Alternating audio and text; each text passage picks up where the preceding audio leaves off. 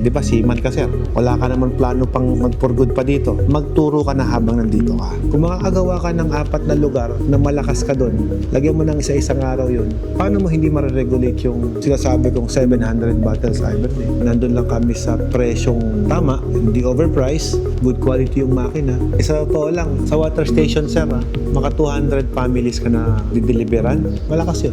Bakit ka mo? Ang isang pamilya kumukuha 3. We're not requiring na equip yung dati mong business or yung dati mong trabaho. Additional lang to.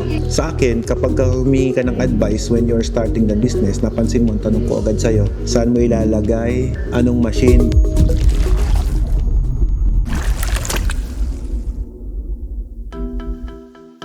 Yung refill mo, nandun lahat ang master list mo. Nandun ang sulat ng metro, tauhan, pati ng delivery boy, nandun lahat. Pati yung walk-in. Yun yung refill. Yung delivery, ibabangga mo yun doon sa refill. Kung ilan yung nilabas. May 2 kang delivery boy, dapat 2 rin yung deliver mo. May 10 kang delivery boy, dapat 10 din yung delivery list mo. Every delivery, mayroong kopya. Kasi iyon ang ibabangga mo sa master list mo.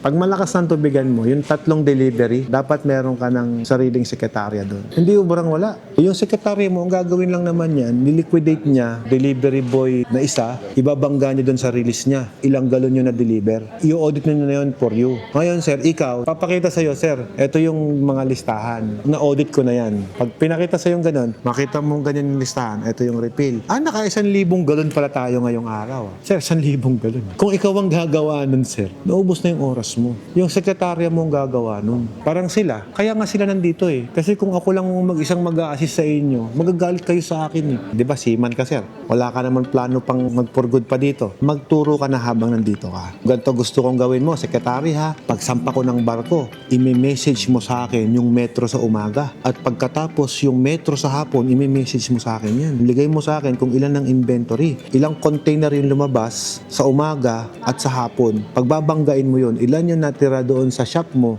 na release at hindi na release. Kasi sir, meron kang buffer eh. Meron kang mga container doon eh. Paano kung nilabas ng mga stock mo yon? Bibilangin yon ng sekretarya mo. Hindi mo kailangan ng CCTV, kailangan mo lang yung metro. Kasi hindi magsisinungaling yung metro. Kaya meron sila binon. Yung metro po, doon mo i-inventoryhin lahat yun. Kung ilan na container ang naibenta sa buong metrong yun. Paano ka mananakawan ng tubig? Hindi yung water meter ng pangnawasa, ma'am ha. Iba yung sa water station meter, iba yun. Na-install na yan dyan? Hindi pa kasali, bibili mo yung bukod. Kukonect doon sa faucet. Sa faucet na 3? Dispensing, Hindi doon sa jet wash ha, kasi yung jet wash, pag nag-jet wash ka, product din yun. Kaandar yung metro eh. Hindi doon. Kasi ilalim ng lababo. May mga customer na hands-on, ayaw nila ng may metro. Pero sa totoo lang, kahit hands-on ka, dapat may metro ka pa din. Sir, pag nagbakasyon ka, sir, taon mo na iwan doon. Ang ginagawa ko, sir, lalo utang. Sir, di na bumibenta yung water station ko, ganyan-ganyan. Talaga bang di bumibenta? Pag tinignan ko yung metro, nung kinumpute ko, sir, kalahating milyon na po yung lumabas dito. According sa metro mo, kalahating milyong piso na. Kung 25 benta mo. Yung package na binili nyo kasi, matipid naman po yun. Ngayon, ganito yan. Sabi ko nga, yung laman po niyan, sabihin mo ng piso ang puhunan mo, yung isang container. Kay ma'am, 2 piso kasi package 6 siya eh.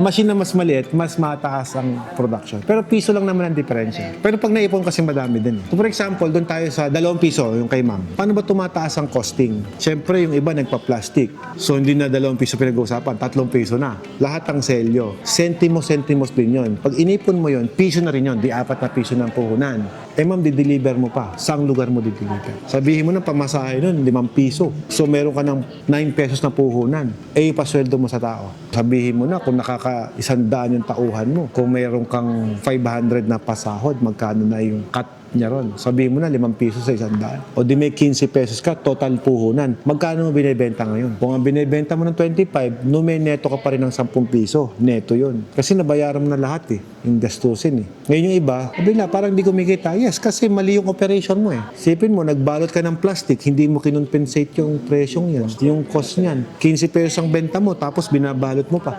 Tapos yung iba, nagalagay pa ng sticker na kalalaki. Yung printing ng sticker sa 6 pesos. Tapos pag nakuha ng ibang tubigan, yan, kakalasin lang na gano'n. Di nalugi ka agad ng 6 pesos. Yun yung hindi nila kinocompute. Sabi ko, kikita ka dito. Basta, computein mo din. Sir, yung mga filter maintenance, wala pang piso yun eh, kapag kinompute mo eh. Sa operation natin, wala pang piso yun sa puhunan. Kaya kung bebenta mo siya ng 30 pesos, doble pa rin ang kita. May 15 ka pa din. Multiply by 100 na lang per day. This 1.5 malinis. Eh kung bumenta ka ng 200, di may 3,000 ka, malinis. Mga regular customer ko sir, 300 araw-araw. Kayang-kaya yon eh. Ako nagsi-700 po ako nun. Kapag po ba dumadaming deliver, dadagdagan ba sahod ng staff mo? Hindi naman. Same. Dagdag ka tao para di sila mahirapan. Basta ang kota mo, 100. Pag nag-100 yung isang tao mo, pwede mo nang pauwi ng maaga yun. Kota ka na, bukas ka na. Pahinga ka na. Para may lakas. Ngayon, sabi ko nga, trabaho mo bilang operator, nabigyan sila ng kanya-kanyang market.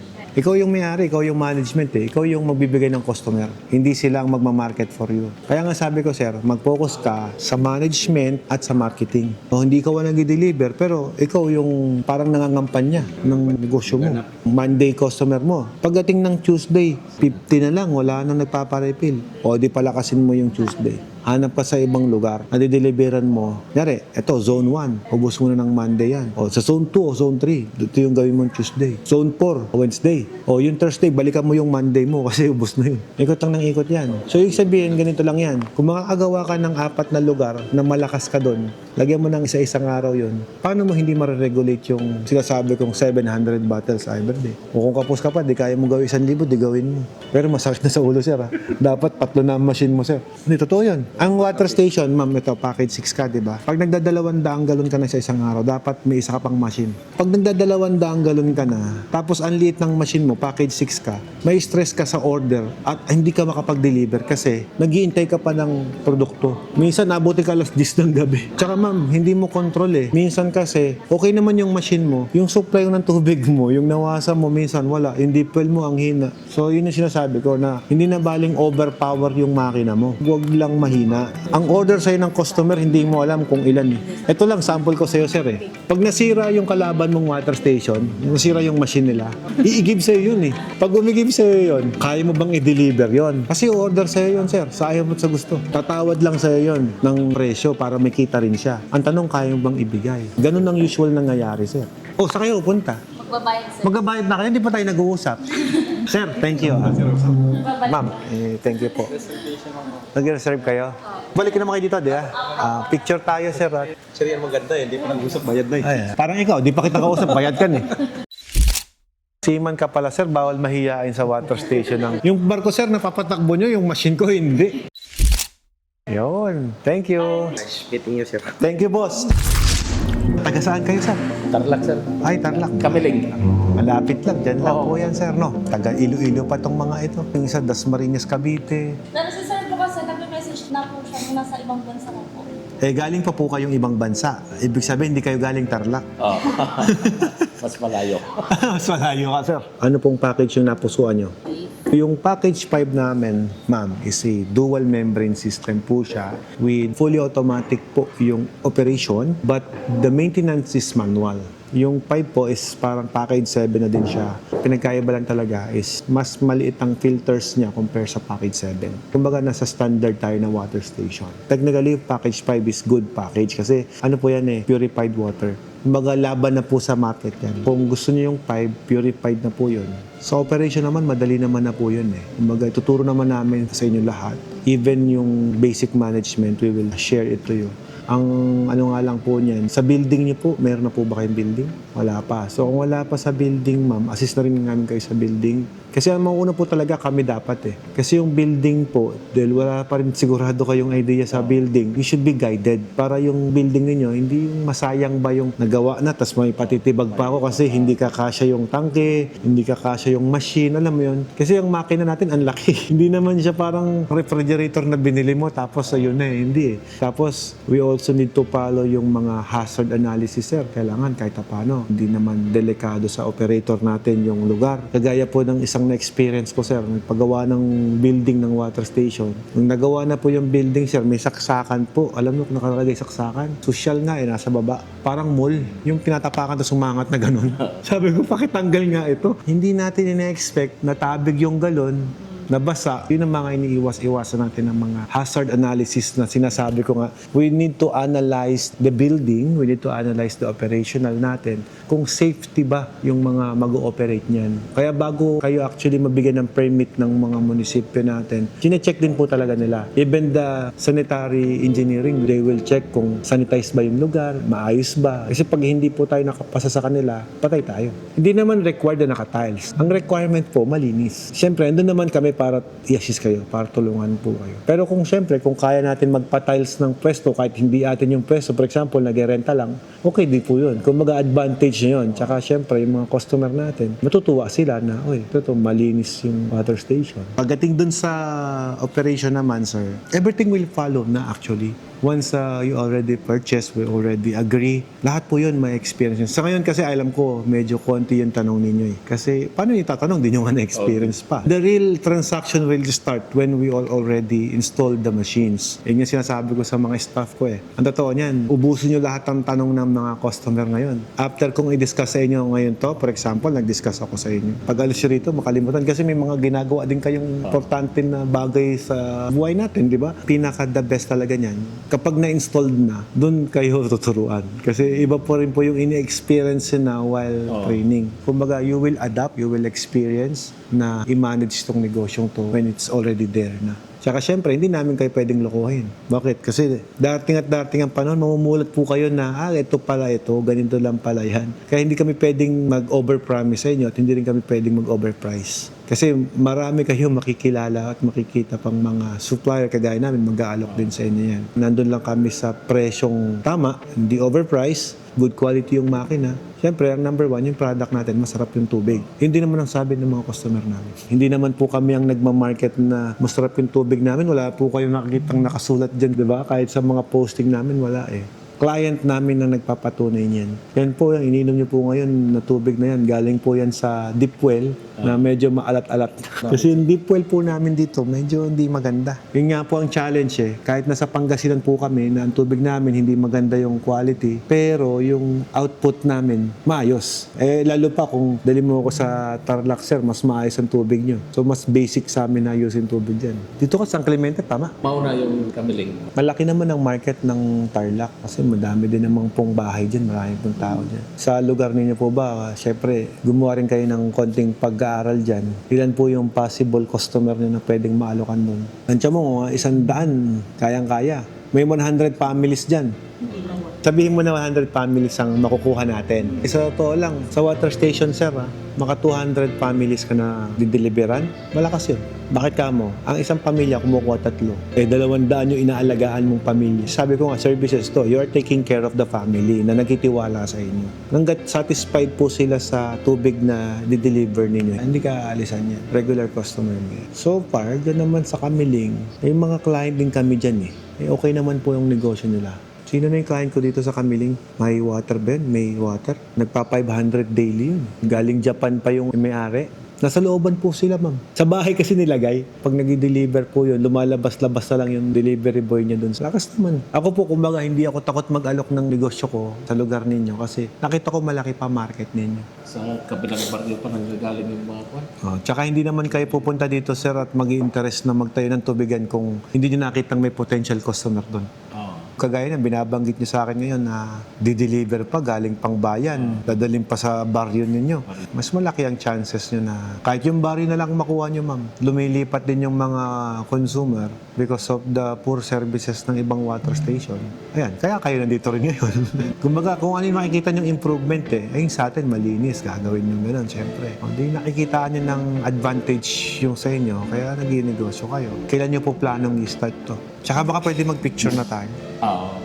May bayad sa Kahit kunin mo ng 1 year yan, kahit 6 months yan, walang problema. Yung kontrata, ma'am, it's a binding natin na kung saan, ito yung napag-agrihan natin 2 taon. Ngayon, ma'am, syempre, si sir, masipag si sir mag-operate ng crane. Hindi niya nilagyan ng lilim yung nag-sunbathing doon sa beach. Nagka-bonus kay sir. Pwede mong isettle yun. Ibigay naman po namin kayo ng certification of full payment. Ang catch naman yan, sir, ganito. Hindi naman titigil yung pag-abroad mo, sir eh. Magnegosyo ka dito, sir. Kapag ka nakita mong maganda, makita mo na kumikita, tsaka ka lang mag-isip kung gusto mo na mag-for good or tuloy mo pa rin yung pag-abroad. Kasi hindi naman kakain ng sobra-sobrang oras mo yan. As long as meron kang mapagkakatiwalaan ng delivery or refiller mo, akainin mo muna sila, ate. Huwag mo muna pagbayarin. Baka mahilo-hilo sila. Thank you so much.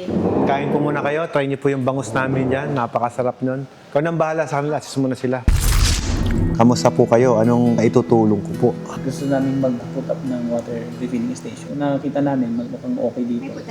Kumbaga, nakakita po kayo ng possible clients. Yes po. That's why you wanted to open this business. Si Sir Don po pala. Taga saan kayo? Malasiki. Sit down, please. Gusto niyo pag-usapan ng building? Ano po ba ang sadya niyo dito? Water station or laundry? Tatlo. Planta. By the way, Alfred po pala pangalan ko. Kayo po si Henry, Marisa, si Marlon, Mrs. Peregrino at Don Peregrino. Pag kailangan niyo po ng building layout, sila po ang bumabanat nun. Yung bahay ko po, siya po ang gumawa. Ngayon, maging-negosyo na po siya ng water station. Kasi daw, sabi niya, pag wala siyang drawing, walang bayad. Ito na tubigan, kahit hindi siya nag-drawing, may nag-deliver para sa kanya, kumikita siya. Ito, kahit kuya-kuy siya, nagmumotor-motor na lang to, may pumapasok na pera. Yun daw po ang gusto niya. Gusto raw niya ang gayahin yung yapa ko. Mga taga Malasiki sila. Sila naman taga Ordaneta. So, ito si Sir Don kasi matagal nagpa-schedule sa akin to. Nasa India pa ako. Nagpa-schedule na eh. So, syempre, kayo ang unang priority ko. Tayo may mga secular job tayo. We're not requiring na i-quit yung dati mong business or yung dati mong trabaho. Additional lang to. Kumbaga, sideline. Mayaman na kayo, marami na kayong pera, pero we're here to balance. Kumbaga, parang i-maintain. Isa, pag nagkasakit ka, hindi ka na makadrawing. Correct. Diba? Hindi ka makagawa ng plano. May sakit eh. Marami po akong kaibigan. Kasama ko na nagmumotor din. Yan, mga rider. Doktor, architect, anyone na nag-o-offer ng services nila. Kapag nagkasakit sila, yun ang problema. Wala silang income. Yung iba talaga, naghahanap ng ibang negosyo like gasoline station, kung ano man yung negosyo na pwede nilang pagkakitaan using a manpower pa ng iba. Sa water station, ganun. Sa lahat ng negosyo na tinatayo ko ngayon, ganun. Mapa-laundryan, mapa-water station, mapa-ice plant, lahat kasi basic necessity. Pwede kang mabuhay ng walang yelo, pero hindi na ba ngayon, ma'am? Kailangan mo pa rin ng yelo, no? Yun naman din ang reason kung bakit tayo nagsisipag to have a comfortable life. Tayo naman, we offering service and we offering job opportunity sa mga gustong magtrabaho. Ako, ginagawa ko itong negosyo ko, hindi na para pagka-yumaman pa eh, hindi pagkakitaan eh. It's a mission na lang for me to help. Tsaka masaya ako na yung mga bumili sa akin, happy din sila na kumikita yung negosyo nila. Kahapon nga, nung dumating ako dito, nagbabayad na doon yung client, sir. Oh. Taga-apartado lang, taga dito lang. Sabi ko, teka, anong machine kakabit mo? Package 1, sir. Ito lang kaya ng budget.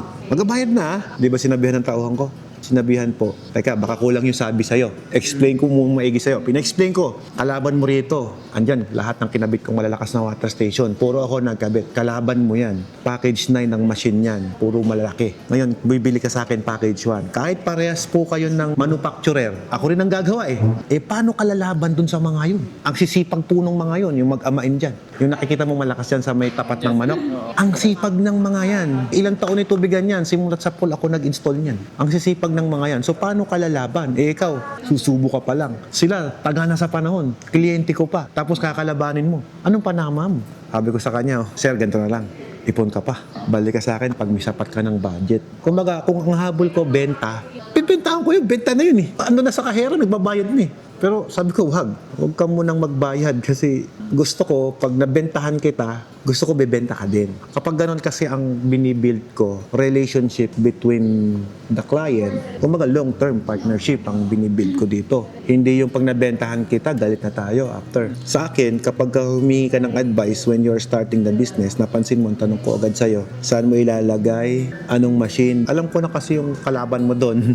Kaya tinatanong kita, may market ka na, ito may possible market ka, that's why you come here. Kasi tagal na natin magkaibigan, tagal na natin magkakilala. Hindi ko naman nire-require required na i-quit mo yung secular job mo. Tama naman si Sir. Dadagdagan mo lang. Dadagdagan. Although malakas ang construction business, magandang negosyo yan, malakas yan. But not all the time is sasabihin natin na malakas tayo. Kaya po ako nagtayo ng iba't ibang klaseng services din. Napansin mo, dati water station lang ako. Soon, naglagay ako ng laundry. Ba't naglagay ng laundry? Kasi yung mga water station humihina pagka tag-ulan. Hindi mawawala For example, ganito, bumibenta ka ng 500 galon araw-araw.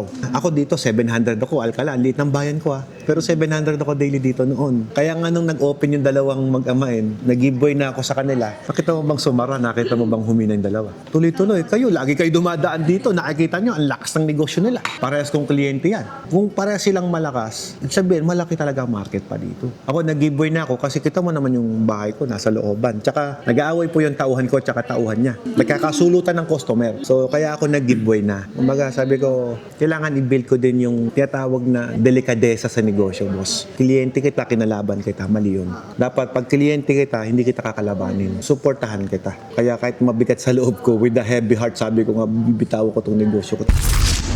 If you're doing this business just to earn money, susuko ka, magkukwit ka dito. Sa water station, alam mo kung bakit ako tumagal. Ang saya ng mga customer ko Ang tubigan ko rito, naglagay ako sa resort, naglagay ako sa bayan, naglagay ako sa bahay. Yung 700 bottles ko daily nun, ang delivery boy ko nun 7, ang refiller ko 4. Nasa iyo pa rin ang last say. Bibili ka or hindi, it's okay. Sa akin man or sa iba, that's fine. Ang importante, nakatulong ako. Sabi mo may pang-cash ka ng 6. If I were you, installment mo na lang. Etong package 6 mo, this is 300,000. Ngayon, itong 7, 408,000. I-less mo yung 300,000 na cash, 108 lang siya. Ang sinasacrifice nyo po, quality Mas malaki po ang filtration system nito. This is 35 level of filtration. I-compare mo dito sa isa na 6 is 28 level. Mas malaki ang filtration, mas marami kami nilalagay, mas maganda quality ng tubig.